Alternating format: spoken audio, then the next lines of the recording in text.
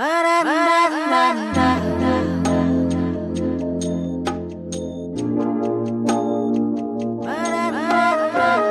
yourself alive. Art yourself alive. Art yourself alive. Art yourself alive.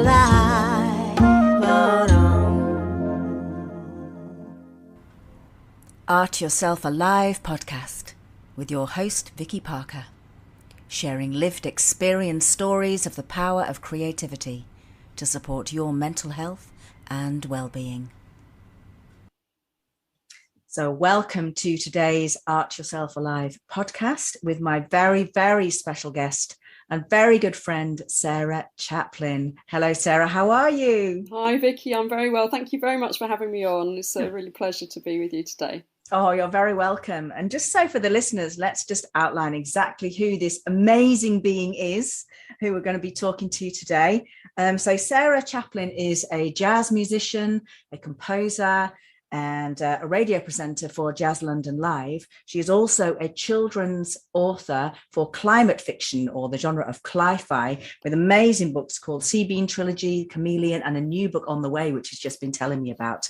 And she's also got a book about how to write a poem and been doing some amazing work with kids, enabling them to write poetry about environmental issues, which is just heartbreakingly sad when you listen to some of them, read some of them. So we've had a lovely conversation about that. But I've brought Sarah here today because she, like me, has a real interest in obviously creative process and well-being and quantum healing and spiritual aspects to healing. And she has such an amazing wealth of knowledge as well about all of those areas. And we've had many conversations in the past years around all of that kind of like self-empowerment journey and how all of those processes can really be fundamental to your understanding your own personal growth and to feeling amazing and feeling autonomous and feeling like a sovereign being.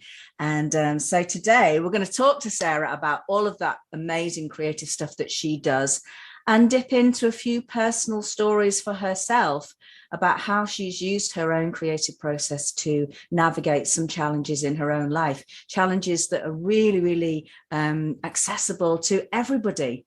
We all go through these things, and you'll find that today's story is something that hopefully you'll be able to relate to. So, Sarah. Yes. So let's get into that. It's so exciting. So, as we always do on this podcast, let's dip in from the very beginning to the spark, that spark of light that happens for everybody right at the very beginning of their lives in terms of their childhood experiences of play, curiosity, and whatever creative stuff they were, getting involved in when they were little. So can we begin by you offering us and sharing some of your memories of what it was like for you to be a creative kid? Well, it was collaborative and mostly outdoors. I think I grew up in the 70s, so we were a bit more free range than my own children's childhood has been. And even though I lived in a small village, there were fields still you could kind of go to. And I think most of my memories when I look back about when I was truly in flow and truly creative, not just for a short burst of time, because obviously I was somebody that did a lot of drawing and a lot of kind of arty things, but that's maybe quite short-lived. But this thing that kind of would sustain me for the whole day would be making dens. And whether they were making dens in a hedgerow, in a corner of a field, in a wood, and dragging bits of, things you found around the place and a blanket or two and some pegs and then taking some of your dollies and toys and things and inhabiting the den, or whether it was in the back garden. And I often used to really irritate my parents or grandparents because I'd turn the sun loungers on the side and, kind of drag furniture out of the house and borrow blankets and sheets and more pegs. And quite often these dens would get more and more elaborate as the day went on. And then it was always a very sad moment when you had to dismantle it at bedtime, But that's when I really lost myself in play, and it nearly always involved a cousin or my sister or a friend who'd come round for the day. So it was also a very social process of negotiating. Well, what if we did this, and what if it had one of these, and let's use the blue blanket here and the orange blanket there. I can remember lots of discussions along the way. It wasn't just me having an idea and then executing it. It was much more about the fun of involving other people and seeing what they thought and what their imagination took them to. Oh, do you know, I've got such images in my head. So please put some words to the images that might be there for other people. What were these dens like? What did you make them out of? Well, I can remember that. I don't know if you remember in the 70s, we had these sun lounges that kind of were aluminium frames with a sort of stretched, flowery cover over them, and we had about 3 of those at my nana's house. And when you turn them on their sides and put the legs out, the legs made really good structures. So I remember thinking they were quite sturdy, these dens. And then because one part of it would bend a bit, you could make it into the door, and then you could open and shut the door. And make it quite private. And I think we used to sometimes take in a sponge mattress to be the floor of the den. So it got really involved. And each time you made it, you'd never recreate the same den. It would always be a different one. And how's that translated into the way that you live in an environment now, actually? That's just an intuitive question that's popped. Well, I think I like to improvise, and yes, I kind of like to live in a stylish interior. I trained as an architect, so a lot of my formal professional training and my kind of taste cartography, I like to call it, came through my professional 7 years in architecture school. But there's a part of me that absolutely rebels against all of that. So I've often found that creatively, what I like is something much more rustic and rough around the edges and immediate. And what I'm trained to like, or what I'm trained to design, is the opposite of that. It's something sleek and chic and, kind of designer or something. I'm not even sure what vocabulary I'd use around that. But in my own home, sometimes it's like the meeting point between those two mindsets I've found is informing a decision, to buy a sofa or to kind of choose a new cushion or something. It's quite interesting. I've watched that in myself. And as I've pulled away from my architectural career and become a children's author and started to do other things, more creative things actually, I'm less invested in that professional design mindset, and I'm more accepting of my choices around things that my architectural peers would disapprove of actually. Interesting. It sounds very much like my childhood, actually, building dens. I used to live near a forest in Yorkshire, and we would be building dens all day. Yeah. In that time when we were allowed to just go out at breakfast time, be away all day, and mum would say, be home 5 o'clock for your tea, and never know where you were for the rest of the time. Real sense of climbing trees or, doing dangerous things with farm machinery or something. Absolutely. And I think that's really interesting about our peer group for people, from growing up in the 60s and 70s or before that freedom to be in complete flow and curiosity and wild abandon when we were kids, I think is really, that's been fundamental to the foundations of who I am as a creative person, because I've experienced that sense of wild freedom. Yes. I can never let go of that. No, exactly. And what was really interesting, Vikki, to me was that, my husband has sort of shared similar things as well, especially the playing out. His was more about playing football until you couldn't see the ball anymore, But we bought our kids some stuff. We went to this shop and they were selling kind of like ex-military stuff, I suppose. It was like a big camo, blanket thing, one of those ones that's like a camo net with holes in it, and it was really cheap. And I said, oh, let's buy this for the kids because they could make a den up at the back of our garden. And at that time, the back of the garden was a very wild place. We hadn't even cut down some of the undergrowth at the back there. And I knew that if that was me at their age, I'd be out there every day, building something at the back. And we gave them these bits and pieces and dragged out some other things from the house and sort of said, like a kind of starter kit to make a den, and they looked at us, nonplussed and said, what do we do with that? And we said, well, you make a den. And they didn't really know what to do. And I experienced a sort of a sadness, actually. And it wasn't that I thought suddenly, oh, my children aren't creative or my children lack the curiosity that I had or something. It just was that I realised they were growing up in a different time and they had different things that were informing their curiosity, and their adventurous spirit was coming out in other ways. And I just naturally assumed they'd want to channel it into this den building. And it wasn't the case. So then tell us, what are the roots of your musician self and your writing self from back then? Well, interesting. So the threads do connect. So my writing self came alive when I was about 8 years old, and I must have been doing some bits of writing and showing my mum, because she found there was a competition in my local library when we were living in Bedfordshire, to send in a story, and she said, "Oh, you've been writing some stories. Why don't you send one of your stories in?" So I wrote this story called The Silver Peacock, and I've still got it all written out in my kind of funny handwriting at the time, and it won the competition.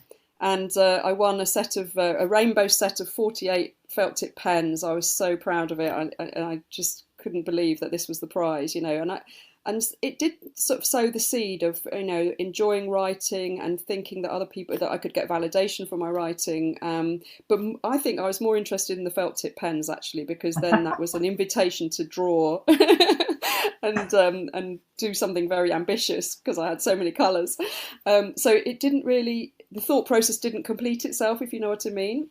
Yeah. And then during my teens, I wrote poems to kind of work through my emotions, poems that you didn't show anybody, poems that were very private and very painful to write sometimes. So that was just I think if I knew the vocabulary then, I realised that they were just a process. I used them to process my emotions. And it was only later when I met Eric, who then became my husband, that he found out that I liked to write, and he wanted to encourage me, that I started to write a short story, like a flash or sudden fiction piece every day. Like instead of writing a diary, instead of journaling, I was drawn to fictionalize from my own life experience. So they would often emerge out of something that had happened to me, a conversation I'd heard on the bus on the way to wherever that day, or something like that. And then I'd turn it into a story. So my innate knack was to take something that just became the raw material, to then manipulate it and not write it up as I experienced it, but to turn it into a story. And I became really good at writing these extremely short stories, so much so that I thought I couldn't really write anything in a longer form. So it took a long time, until my mid-40s, before I came to the realisation that I wanted to write. I felt motivated to write a novel for children, and mainly because my children were starting to read books I'd read growing up, and they weren't as excited by them as I thought they would be, So I kind of had to think about what it was that they were. It's about my children's expectations and experiences and growing up at another time, and they needed something with much more suspense and cliffhangers and stuff like that. So I had to challenge myself to write a story that I would have enjoyed reading, but they would also enjoy, and that's what propelled me into making writing my new sort of career change, if you like. Yeah. And your musician self? And my musician self, so yeah, that was kind of more constrained as a child. It was kind of like about music lessons and having to, practice the pieces, and it was a lot about. I was a very undisciplined child. I was very unruly. My parents kind of didn't know what to do with me in a way. I was a little bit violent. I banged somebody over the head with a hammer, and I think at that point they thought maybe this isn't the right school for her. And so a lot of it was about managing some of my excess energy, I think, probably my excess creative energy that wasn't being channeled, and I wasn't being challenged enough, and I was often told off for things in a way I didn't understand. I taught a boy to read because he sat next to me, and he came to school with no socks on because he was from a very poor family and he couldn't read, and we were in year 2 by then. And I remember thinking, I'll take this on as a project. I'm going to teach Duncan how to read. And I got told off for it and moved to another table. And so that sometimes I didn't understand the system, if you know what I mean. And yeah, I do. so I had violin lessons, and I probably hated it. And I quite often kept leaving my violin in the garden, probably in a den that I'd made and left out. And then I had piano lessons when I changed schools. But none of it really was the way I wanted to play. It wasn't playful enough. It wasn't improvisatory at all. It was very much about learning it and practicing it till you got it right, which none of that came naturally to me. So musicianship, I kind of knew that I had some kind of musicianship in me, but it didn't flourish in the way that it could have done, maybe. So I then got to secondary school, started playing various brass instruments, and had my eye on the school saxophone. They had one saxophone at my school, and I thought, that's what I want. I want to play that with all those buttons and that lovely shiny horn. And I never got the school saxophone because I left to do sixth form somewhere else. So I ended up only playing trombone at school. And then when I had my 21st birthday, my parents said, what would you like for your birthday? And I said, I'd like a saxophone, please. Out of nowhere, it came out of nowhere to them. But for me, it was like a project that had been fermenting for many years. Yeah. And they said, oh, okay, that's strange. What are you going to do with that? I said, oh, I'm going to play it. And so, yeah, while I was a student in Nottingham, I had some saxophone lessons. And and then it was still all a big mystery to me, really. How do you improvise? What are all these funny chord symbols? I had no idea what was going on. Someone could look at a set of chord symbols and then play in the most amazing made-up tune. I just didn't know what was going on. So that took another 20-odd years, really, because there was a big gap. When my kids were little, I didn't play at all. And then I picked it up again when my third child was a toddler. And haven't looked back, really. I just sort of said, right, I'm gonna go for it now. I'm really going to understand how do you do this improvisation thing and get into jazz properly. Yeah, I mean that really is the path of jazz musician. As it's, that's part of my path as well. And that freedom to understand that there's a structure that you can know and integrate into your bones, but then you can fly with it. Yes. Oh, on that's top beautiful. of that, it's just so beautiful, isn't it? And I can really now see, listening to where your starting points were, why jazz improvisation is absolutely something, why you're so good at it. Yeah, do you know what I mean? Because it's like, yes, this is what we've been looking for. This is that space that we want to operate in, where there are some kind of rules, but there's almost like an agreement that the rules can shift and change. And just knowing that you have that freedom within it allows you to open a portal within it, because I can resonate with that. It needs to be played like this kind of lesson, and me totally rebelling around that for myself as well. I was like, no. No, that's exactly the kind of ingredients that I need. It's how I cook. I never get a recipe book off the shelf and follow it slavishly. I always I look in the fridge, I look what's going off in the fridge, and I go, oh, I could build this great meal around those 3 things that are going off in the fridge.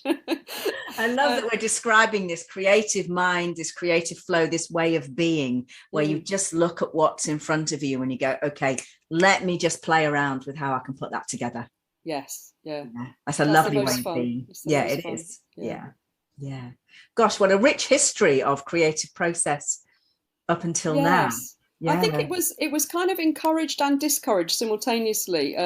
My parents weren't creative in their jobs. My dad, I say they were not overtly creative. My dad was an engineer, and my mum was a linguist. But they both did things outside of their work. That they were both involved in the theatre, in set design, in acting, and directing, and things like that. So there was a lot of evidence in my immediate family that you could go out and do things like that and have hobbies like that. And then in my wider family, there are artists and musicians and potters and people who, I think my ancestral line is quite artisanal.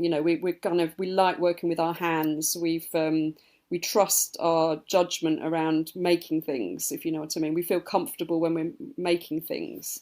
Yeah. So that's kind of who I realise that I am and where I've kind of come from. So with that all being said, then, on the backdrop of that wonderful creative richness, would you like to share now something about a challenge that you've had for yourself, where you've really consciously used your creative process and your tools to help support yourself through that? Well, very sadly, 5 months after my first child was born, my mum suddenly died. That was back in 2000. And it's funny when I look back, really, because her mother, my nana, she always used to say, she was born in 1910, and she was saying, when she was a little girl, she always imagined and daydreamed about, perhaps I'll see the next century because I'll be 90 then. And my nana made it, and my mum barely did. And who would have thought that? But so because it came out of the blue, she hadn't been ill at all. It was actually some sort of anaphylactic shock that she died of through, we don't know, whether it was provoked by some combination of meds she took or something. I don't know. It could have been anything. So she she died very suddenly, and I was still breastfeeding this baby, and my world just fell apart. I was in my early 30s, and that process of being plunged into the deepest grief imaginable, when you don't even know what grief is, you had no preparation for it at all, and you had this baby that was utterly dependent on you, and all the hormones that new motherhood brings as well. It was quite a cocktail, and you didn't want your child to see your unhappy face. You didn't want to kind of see your tears, literally dripping onto your baby as they fed or something. And I was very conscious of needing to kind of express it and curb it at the same time, just for the sake of this infant, because I thought, this is so bonding. This is so much about him gazing up at you while he's feeding, and then if all he sees is this distant look on your face and these sad eyes, that's not really a start in the world. So I think in the end I realised that the breastfeeding was the most creative and nurturing thing I was doing for myself to get out of it, because you release, what is it, oxytocin or something, anyway, when you're breastfeeding anyway, that is sort of helpful to the mother. It makes the mother relax and sit still long enough for the baby to feed. But I realised that became a place that I could go to that was away from the grief, funnily enough. And so the first thing I realised about the whole grief process was the importance of self-care, and that having a high level of awareness around that, and needing to make that the creative focus almost, that I wasn't just caring for this baby, but I realised that first and foremost I had to care for myself, not just because I was the milk making machine, but because otherwise nothing functioned. So I think it sort of was a feeling of starting to build up from ground zero, almost like kind of starting from a kind of the barest place again. And I realised that there's a lot of judgment around grief, and a lot of people putting timescales around your grief, and when it should begin and end, and how it should be expressed, and when it should be expressed, and what's socially acceptable and what's not. So there was a lot of realising that grief has all these social contracts, and it's very messed up, really, that made me feel quite certain that in the end, in future, I was going to be able to help other people through their grief. The teacher in me thought, I'm going through this hellish time, but in the end, maybe my experience is going to be helpful for others, because I won't put these same parameters around other people when I witness them going through their grief, because I'll know how hard it is, And it was kind of annoying when people said, "Oh, time's a great healer." They'd say these reassuring sentiments. They would trot out these kind of phrases, and I'd just be lost, really.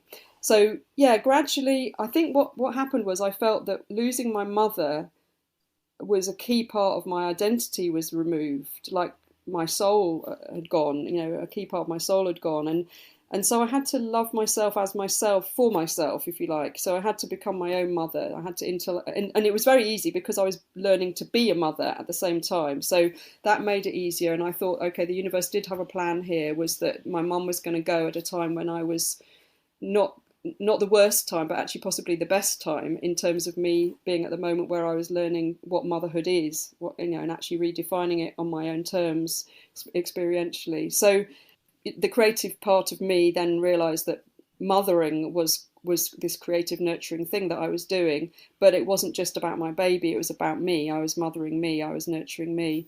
And that, I think, gradually kick-started some very natural process of healing and learning to like myself again. And what I also came to realise was that when I'd done creative things in the past, I'd done them to seek approval and to seek a demonstration of love from the person who I showed it to or gave it to, mostly in my case, my parents, So I think I didn't ever hear them say that they loved me or hear them express their love in words.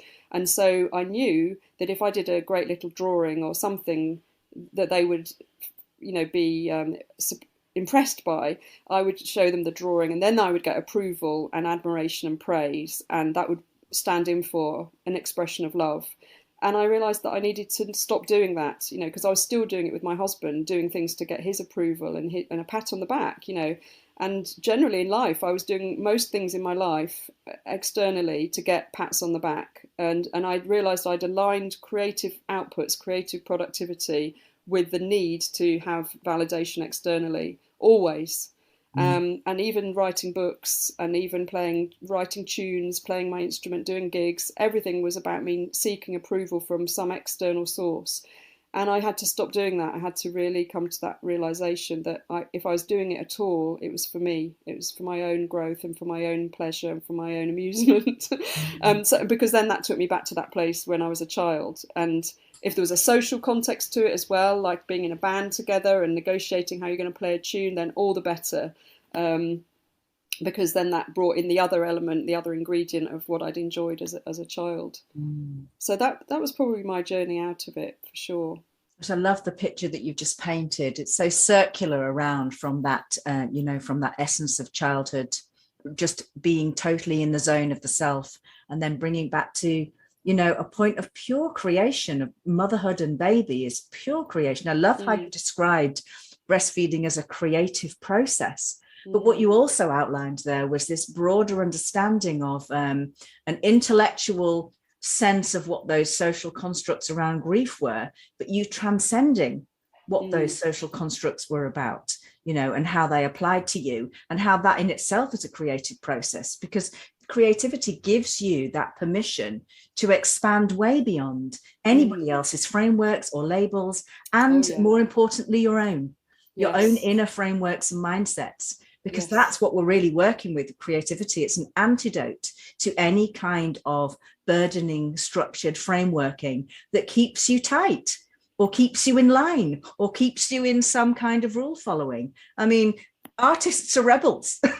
Yeah. Jazz musicians in particular are rebels. I love how you put that. That's so amazing. Yeah. I hadn't thought of it in quite that way, but that is the freeing part of it, for sure. Yeah, to come back to that self and to have that insight and awareness that, yes, I mean, that's also been my journey, to have a creative talent from being young, and to get that external validation and love from, the audience outside and the parents outside for that talent that you have. Because for me, it was dance and singing and, all of those kind of things. And I'm like, yeah, there comes a point where it has to be for you. And that's when it means something. And that's why I'm a real advocate for doing your own creative process just in the privacy of your own home, for your own meaning, for your own presence, for your own integration. And if that artwork or that music or that dance or whatever is witnessed by someone else, that witnessing process becomes a very different animal. Yeah. Because there's no seeking of validation anymore. Witnessing, yes, is a different thing. Yeah. Because you're not dependent. Your happiness is not dependent on them saying, oh, that was amazing. Yes. Your well-being is dependent on you simply allowing it to be witnessed. Yes. And to being fully present as you're making it or doing it. Yeah. Oh, delicious insights. So I think you also spoke to me before about another way of using your creative process, and that was to tackle an inner mindset shift for yourself. Do you want to tell us more about that? Yeah, so I'm kind of quite interested in, the inner chat that is going on all the time.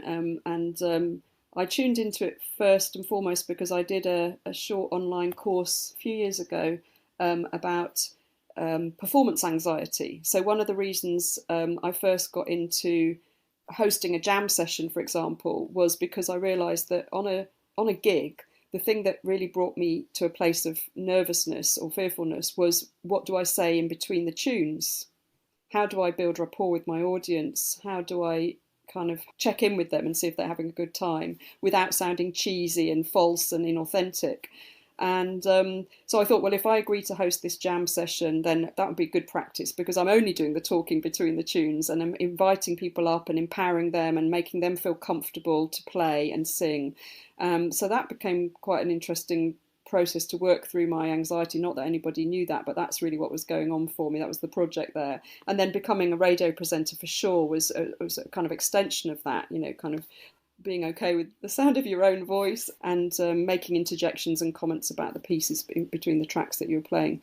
So I realised that this inner voice that caused that anxiety was, kind of constantly saying, really, it must be internalising things that I heard growing up as well, as, that's rubbish, or I was being criticised for being spontaneous when I was a child, you know, not thinking things through and not having a kind of plan. Or I think another part of it was about just thinking that it was a waste of time. That was a big thing. There were a lot of phrases used in my childhood around time and the best use of time and being productive, and yeah, wasting time was a big sin in my household.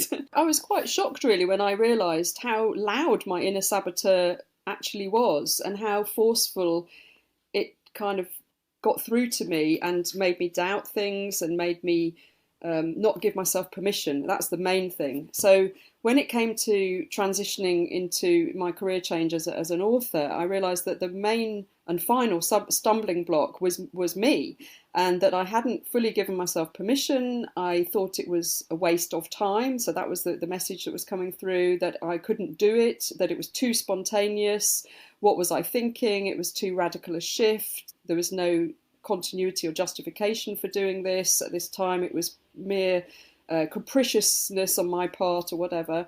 And I had to really silence all those comments and say, I know what you're saying, but I'm doing it anyway, and I don't care. I don't care about any of that, because I don't even care whether I find success as an author, because this is just something I'm doing for me. And I did it in my lunch hour to begin with, during a job that I wasn't enjoying very much. So it was partly to make the day go a bit quicker and to find some stimulation outside of what I was doing as my paid work at the time. And I finished the novel, and that was the achievement that I wanted, to finish this novel. And I feel that I had kind of put a whole story arc in motion and brought it to its resolution. It was a very satisfying thing to do. And then I had no idea what to do next, what the next part of that process was. So it stayed in a drawer, just printed out for 3 years until I got it out again and completed the trilogy. So I realised the story wasn't finished. And so in every sense of being a creative and operating also in relationships and in a family as a mother, I realised that this inner saboteur was detrimental to my mental health and not necessary to listen to it. I think I realised that I felt that there was no option but to listen to it and to pay it attention and to give it credibility for so many years. And I was kind of annoyed with myself, really. It had taken until my 40s to, first of all, consciously hear it and also diagnose or decipher why it was saying what it was saying and where that had come from, what the kind of context was for all of those, you know, negative bits of feedback that I was giving myself.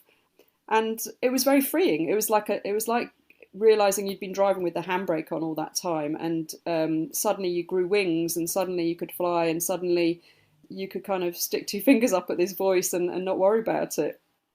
How does the actual act of writing support you when you're in the present moment with it?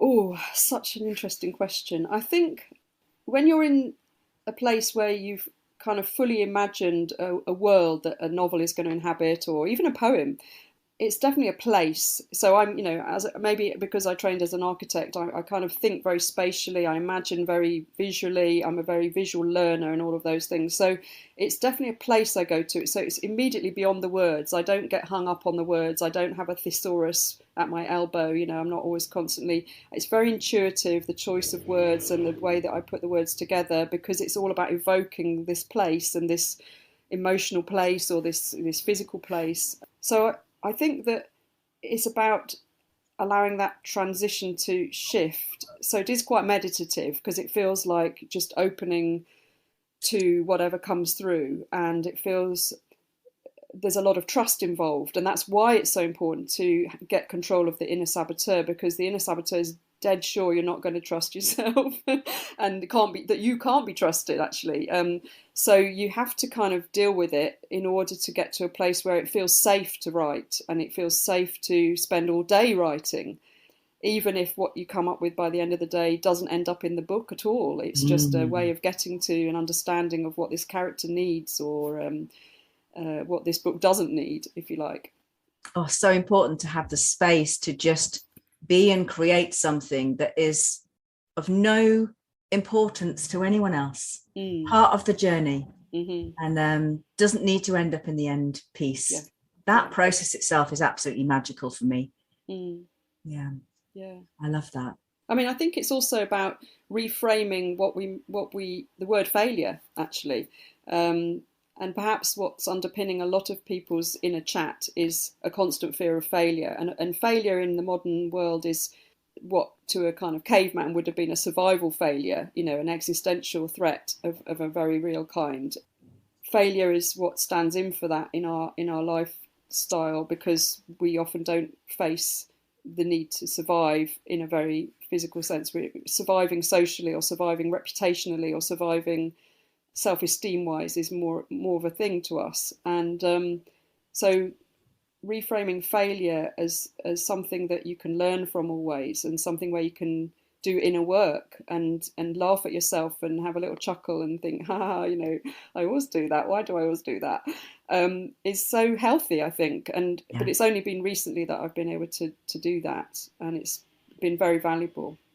And that concept of the blank page for either an artist or a writer, or anybody doing any kind of improvisation, even in a theatre or dance space, that concept of the blankness, of the nothingness that you can then dip into and not be afraid of not knowing.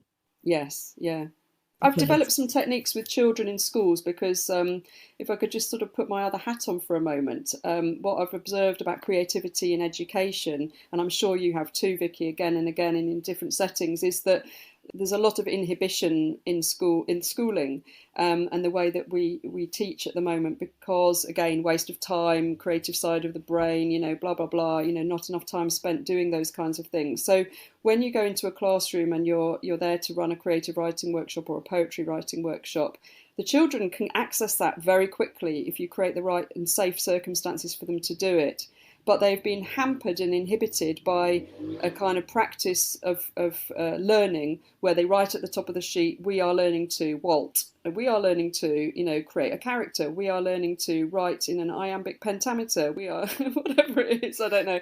The first thing I say is we're not learning to do anything, we're just being here, we're just kind of being with our thoughts and our feelings and trying to translate them into words, into a picture that we can say in words. And I ask the teachers to give me plain photocopy paper often, because I think it's more freeing than the lined paper, and I like the children sit on the floor or lie on the floor, and so anything that I can get them to a place where they trust themselves and they're playing. And the teachers usually apologise by then, because the children have got a bit noisy and a bit fractious and a bit, because they're being boisterous, and so I kind of then have to say to the teacher, I don't mind, this is part of it, this shows it's working for me, and good things will come of this. And then there's always that kid in the corner who won't talk or look at you, and then ends up producing this incredible story or poem that you didn't know it was going to come out of them, and neither did the teacher. So I find that very joyful, and I love empowering children. I guess I think it's so important to not switch that part of them off. It seems as though it's so easy to do that and focus on so many of these other more analytical, rational, left brain types of activities in school, as though that has some sort of primacy over creativity. And it's a great shame, and it doesn't take much. So what I do to overcome the blank sheet of paper thing, because often that is a hindrance and it hampers people's ability to get going, is I'll give them a restriction. So what works particularly well is if I tell them to write a poem, but they can't use a certain vowel or something like that. And then it makes them get really creative with finding alternative words and ways of saying things. And some really great poems, actually, I've seen over the last year since I've been doing those poetry workshops. It's been an eye-opener. I love that. That's how that's how you're sharing your wisdom of this whole beautiful process in the world.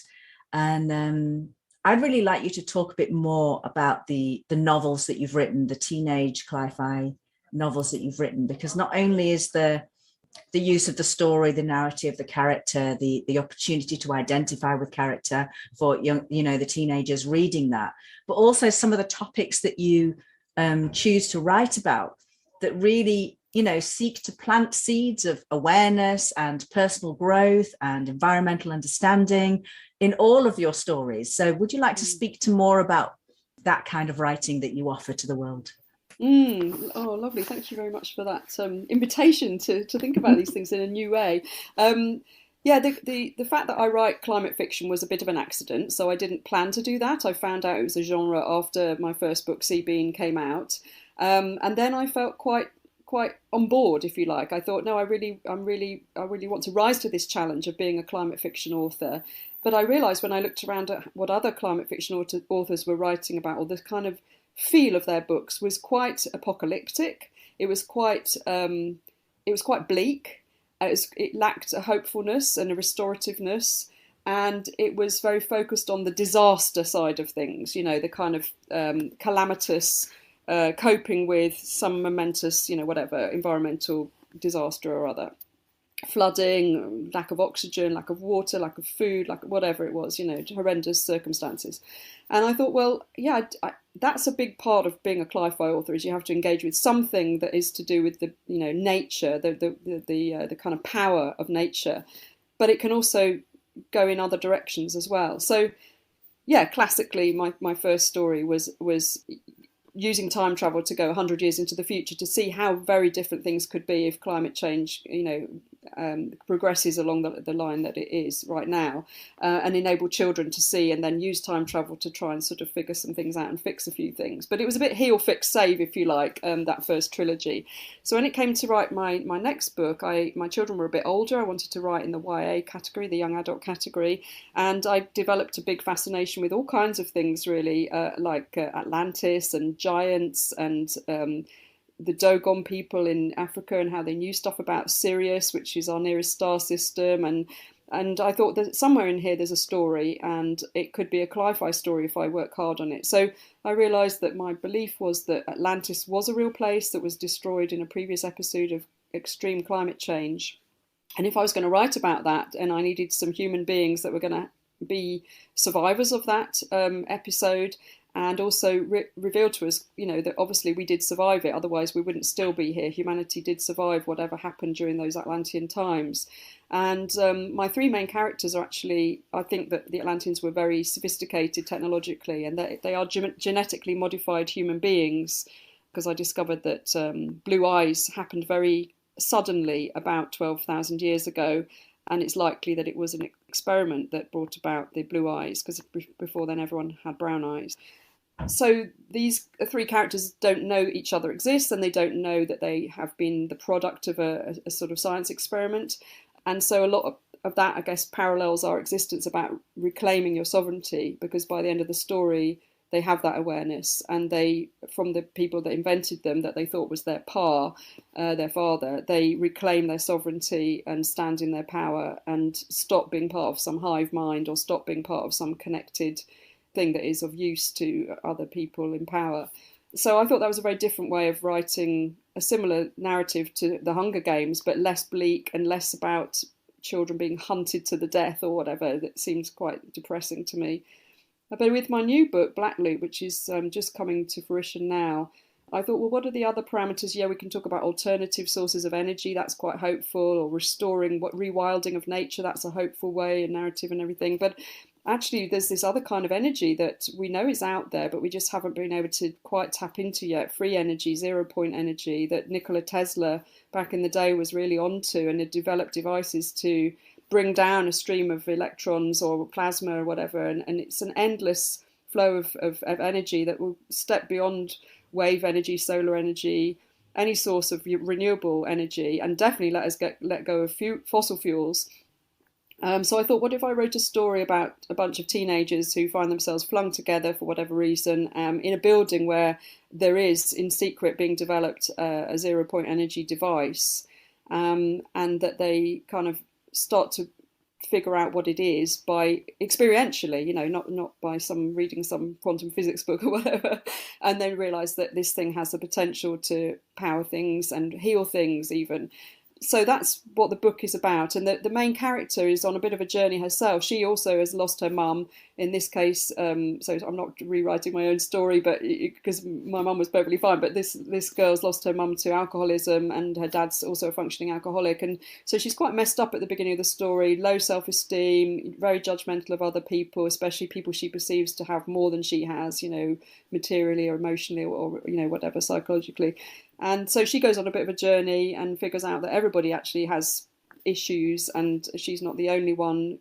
She's not alone with this idea that she has issues, and she starts to relate to people better and come out of herself a bit more, like herself a bit more.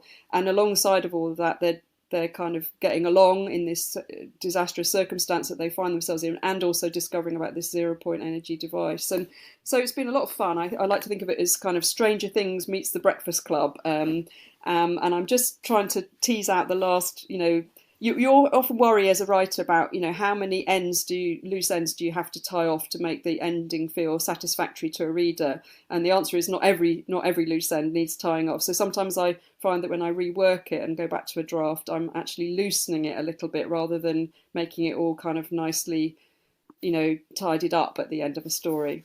It's an interesting insight about the tying up and the loose ending, because that also moves into safety as well, and those parameters that you can set to be able to explore your own inner landscape, your own identity, and like you were talking about those little tasks that you give when children are approaching the blank page with the poetry. Just something that allows you to be anchored, to have some sense of completion, but then has also little portals still open for more curiosity and more moving forwardness and bigger connection to a broader perspective. Yes, I really like how you've outlined that. Yeah. Well, a child says straight away, they always see it as limit. They always say, oh, so that means if you say prohibit A on their table, they say, oh, I can't write a poem about a cat. And I'm like, no, but you can write a poem about a dog or a monkey. And it's all about expanding those parameters in all directions, isn't it? And I love how you're bringing in that understanding of energy and quantum healing and personal growth. I love how you're allowing the story to hold those concepts for people, so that you are then seed planting yet again, for people who are like, well, who am I in this world? What is my purpose? What is my mission? How can I move forward? And just like we're doing on this podcast, sharing stories of personal journey, and then characters in the story of personal journey, because that's what we're all doing. We're all on a personal journey. And there are so many amazing tools to allow us to navigate that journey. And for me, I mean, I'm a huge story lover, book lover, having been a drama teacher for so long. And, that's where it's at for me, to be able to identify, and it's almost like a validation of your own existence. Yes. And a hope planting, isn't it? It's like, that could be me. Yes. Yeah. And you realise that so much of you changing your sense of direction in your own life has been because you've encountered someone else that's inspired you in that same way. So I used to worry that I wasn't on my mission, if you like, so when I started to do my spiritual inner work, there's a lot of emphasis on, do you know what your mission is? What is your soul here to do?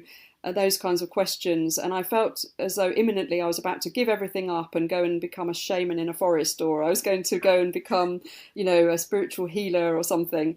And then I slowly realised that, again, it was a sort of reframing of what I'm doing. When I'm going into a classroom, I am performing a bit of a shamanic service there. I am opening up people to their true selves and letting that voice come out, and finding that voice and finding ways of playing with that voice. And so I realised I was on my mission, I was on my path, and I just hadn't seen it. And so in every different way, and a lot of people, I guess you'll relate to this as well, Vikki, is a lot of people kind of get irritated with you when you do more than one thing. You're a dilettante, you're a polymath, you're an overachiever, you're all these things. And it kind of triggers people sometimes. And I used to get really thrown by that. I used to feel apologetic. I used to hide things away. I'd compartmentalize. I'd only tell somebody one thing that I did, and then suddenly they'd find out another thing that I did, and then they wouldn't be able to square it. And they'd say, how come you do all these things?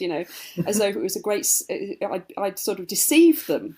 And then I thought, okay, so maybe for every one person that's irritated by coming across somebody that does more than one thing, there'll be 2 or 3 people who are inspired by it. And that's what I need to focus on.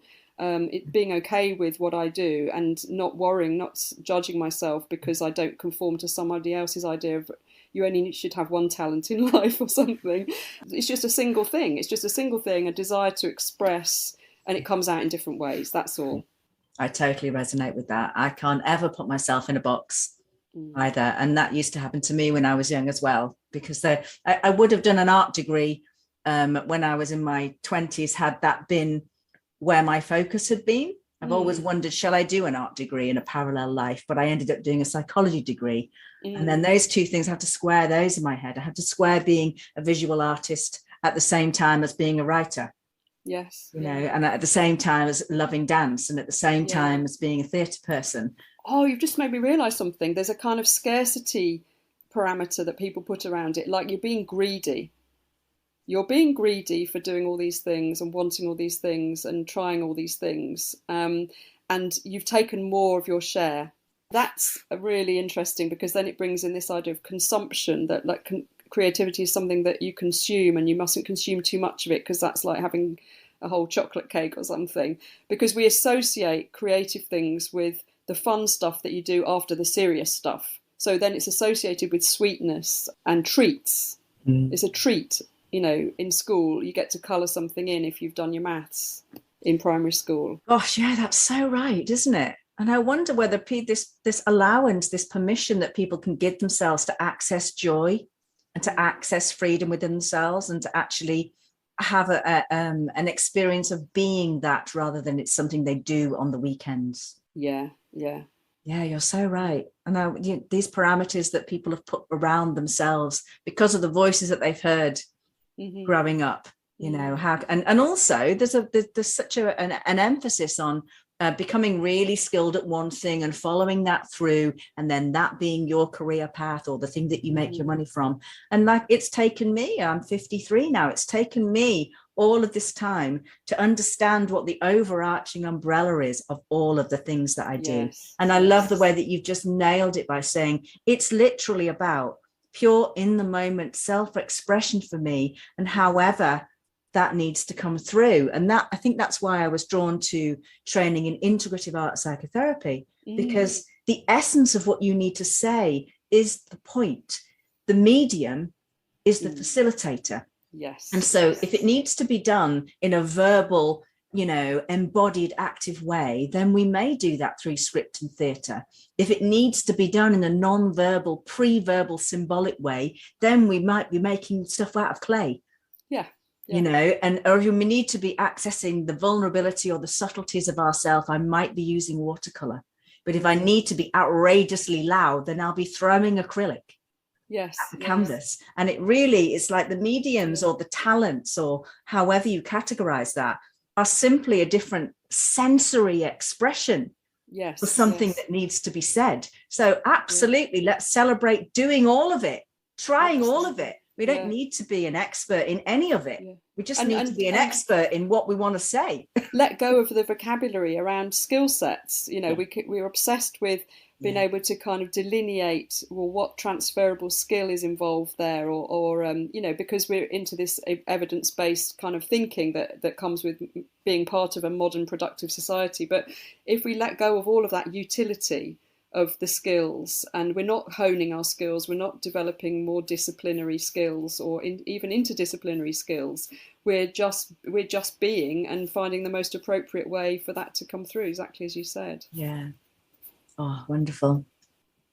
Gosh, well, let's think now in summing up then this extraordinary conversation. Thank you so much, Sarah. It's been brilliant. I mean, I know you anyway, but I've learned even more about you, about the you know, the journey from A to B, of why you are the way that you are now and how you see the world. So if you were to give some advice or little words of wisdom to somebody listening now who perhaps hasn't started on any kind of creative journey for themselves, or has things in their past, you know, that they've put to bed or might want to reignite, what advice would you give to somebody listening today about where they could start? Well, I think there's no space, no time, is there? So we are still that person we were when we were a child, because it's just, you know, it's not even yesterday, it's still in the now moment. You know, this is just another now moment we're in. And in this now moment, you know, allow yourself to be drawn towards things that are meaningful to you and have an energy, you know. So learn to kind of move towards where the energy is, the best energy, the most positive, the highest energy, the most grace and ease, and that will be your joy, you know. So instead of kind of trying to figure it out by writing a list of pros and cons, or, you know, when could I do this on a Saturday morning, you know, I'll allow myself 15 minutes after breakfast, you know, that's kind of using that left side of your brain to give yourself permission. But it will go into flow more quickly, and the joy that will come from even the smallest little thing of just singing in the bath one day and realizing there's a new tune there that you might want to then sing into your phone, and then you might, I don't know where these things start. It can be all sorts of different crazy odd moments, but we perhaps have lost the knack of noticing when the energy is flowing within us, and when it's a gift, when it's at its most optimum time. And it can be a time of great sadness as well as a time of great joy, great happiness. So don't go thinking, oh, I can only do those things when I'm feeling good about myself. Actually, when you're feeling lousy, you can access an energy sometimes even more potently. But you do have to give it the time, and you do have to become fully present to it, and then say, how would I like to express this? What's the best way? And it may be in words, it may be in sounds, it may be in something visible, and it may be just making up a new game to play with a child or a pet or something. It can be the smallest thing, and it can grow. And I think that we often are really limiting ourselves. We have a lot of self-limiting beliefs, and the dismantling of some of those is really the most expansive thing that you can do. Oh, thank you for that. I really love that. And I love how you've just given that reminder that you do not need to wait until you are feeling good about yourself. And in fact, the potency from the intensity of the emotion where you're at in that moment, because emotions are just emotions. They're not categorized as bad or good. They just simply are. And that mindful practice of noticing and observing an emotion is really, really helpful as a perspective. But to allow that intensity, and me, we've talked about this in conversations before. I'm a real lover of sitting with the intensity and the shadow and the darkness and seeing what gold comes from that. So it's like, I wouldn't joke about depression, but if I'm having a down day, or if I'm having a darker day, I'm not yearning to be in a lighter side of myself. I'm actually then thinking, it's a poetry day. Let's go there. Yes. And because I've got the safety parameters of my own words, of time that I allow myself, and it just even the beginning and the end of the page, to know that everything that I'm feeling in this moment can just be contained in that space, and it can be outside of myself. Yes. And when it's outside of myself, then I've freed up some life energy space inside myself that allows me to be in a more observational position. Yes. And then it gives you that perspective. So yes, absolutely. Yeah. Start small, go where your energy is taking you, and allow it to be exactly what it is, and see what comes out. And I think you just sort of nailed it as well, about the kind of the getting it out of yourself is probably the biggest impulse that you're having is to, and I mistook that for, once it was outside of myself, I needed to then give it to somebody to then receive as a contract, something back from them. But right. the point is to just get it out of yourself, so it's not just in your heart or your head or in your body. It's something outside, and the clearest, most straightforward thing is dancing, isn't it? As you were saying, that yes. Then you're getting it out with your body, by your body, and it isn't a thing that you can then give to somebody else. You can't give somebody your dancing, but you can express your feelings through the dancing. Totally. And a phrase has just popped into my head: leave it all on the floor. Yeah, or leave it all on the page. And my goodness, give yourself a moment to breathe when you say, wow, is that what's there for me today? Yeah. Hello, I'm noticing you. Right. Okay. Oh gosh, well, Sarah, thank you so much for this conversation. I really hope that people listening appreciate the richness and the journey that you've shown us that you've been on as a creative person, but also how that, really your awareness and your insights about your own internal process and how all of your journey has really enhanced that, and then how you've moved on to share that awareness of personal journey in the characters in your stories. I mean, it's an absolute sharing of wisdom, and I'm really, really honored that you've chose to share it with us today, and obviously completely honored that you're my friend and we have amazing conversations. If we'd have recorded all of our conversations for a number of years, my goodness. There's probably a few books in there as well. There probably is a few books, absolutely. So I just want to say thank you. I will put your links wherever this podcast is posted. And Thank you so much. No, my absolute pleasure. Thank you very much, Vikki. You're very welcome.